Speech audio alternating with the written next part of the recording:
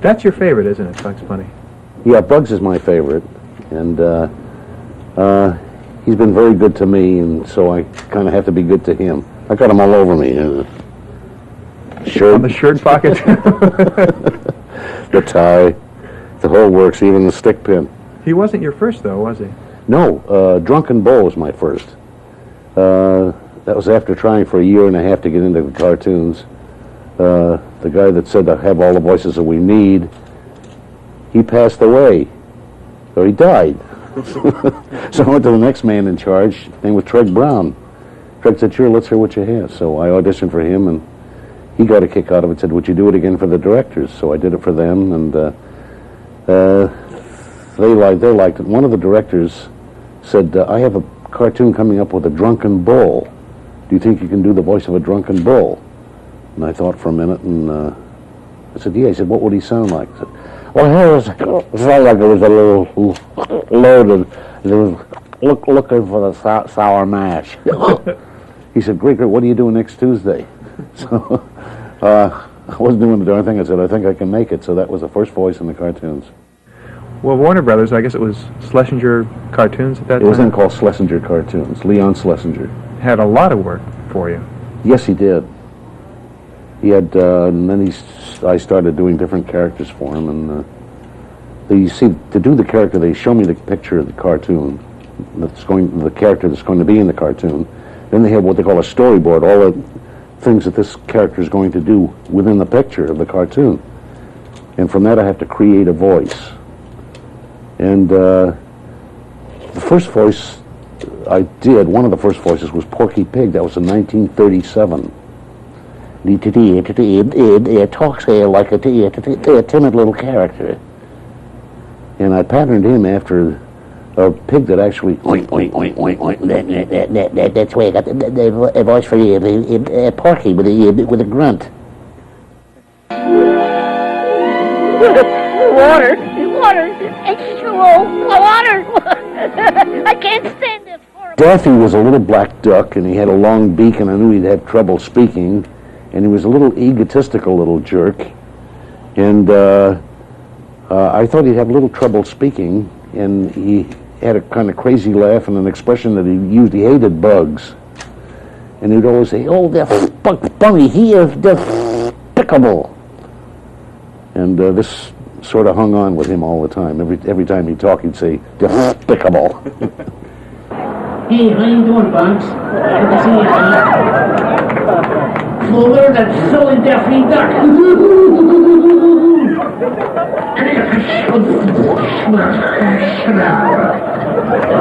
That very devil.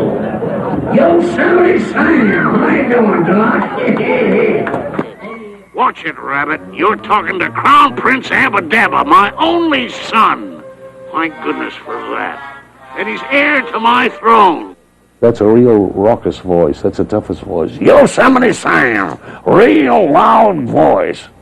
He was so short, and they wanted him noticeable in the pictures, so I had to give him that voice.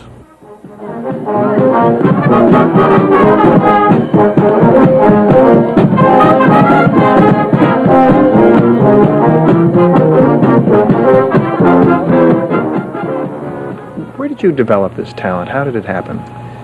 Well, I did many different dialects when I was just a kid in school, and I used to entertain the kids at assemblies, and the kids would laugh and get a kick out of it, and the teachers would laugh and then give me lousy marks, you know. Do you study?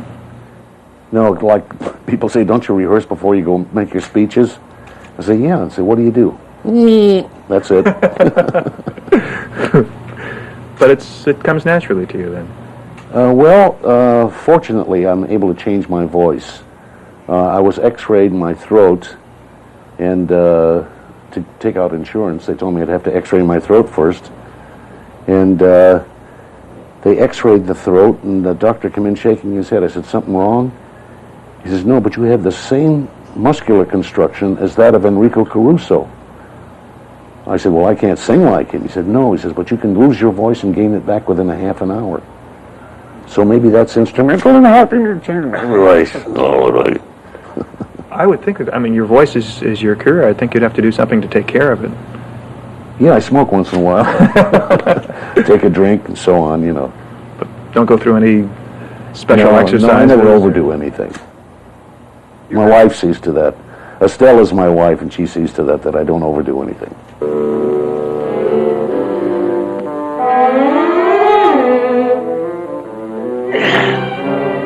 Say, things certainly look different this morning.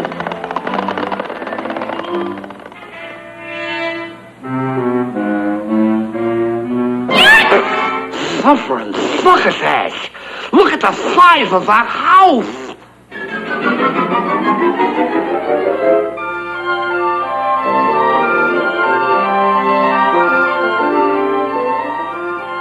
Boy, acres and acres of Tweety Bird, and it's mine, all mine! I thought I saw a itty bitty putty cat. Radio, the golden age of radio, is something that a lot of people who lived through that period enjoyed, and you were certainly there a lot. You did, what, 18 shows? As many as 18 transcontinental shows a week. How did that start for you? Well, it started when I asked Leon Schlesinger for a raise. And he said, no, what do you want to make more money for? You just have to pay bigger taxes. So I said, well, give me screen credits. He says, who ever heard of giving screen credits for a voice? I said, well, that's the least you can do. So he said, okay, we'll make it voice characterization Mel Blanc. How's that? I said, great. So all the people who had these radio shows knew that it was me doing the crazy voices in the cartoons, and they called me in to do a crazy voice on their show. And at one time I was doing as many as 18 transcontinental shows a week. So I'm glad he didn't give me the raise, because it really paid off. Those must have been fun days. The Jack Benny show. Oh yeah, Jack Benny, Burns and Allen, Abbott Costello, Judy Canova. Gosh, I can't think of all the names of the different shows that I worked. Al Pierce, Al Jolson. I could go on forever. But you're just as busy today as you were then. Busier. Really, I'm even busier today, because Warner's continue to make full animation cartoons, and they sell it to television, the networks, and they're played in prime time for all the big holidays, Mother's Day and Halloween, Christmas, and so on.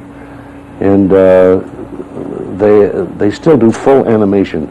They're the only cartoon studio that does full animation. And to make a 28-minute film runs them at least $500,000. Do you miss radio in the 30s and the 40s? Yes, I do, because I could do so many different voices. Like on the Jack Benny show, I used to do the train caller and his parrot, and the cheapskate, train leaving on track 5 for Anaheim, Azusa, and Cucamonga. As you say, everybody beats me to Cucamonga. And various other characters. And one thing that Jack fell off his chair when he saw me do this, they tried to throw me. They wrote into the script, Mel Blanc does an English horse whinny. And I never say no. So I came to the cue to do an English horse whinny, and I did it like this.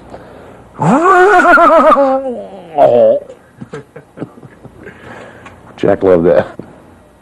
Today we are honored to recognize Mr. Mel Blanc for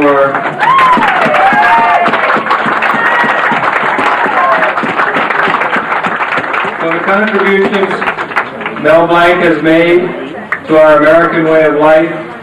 So without further ado, I'd like to present to Mel Blanc Marriott's Great America's Great American Award. Mr. Blanc.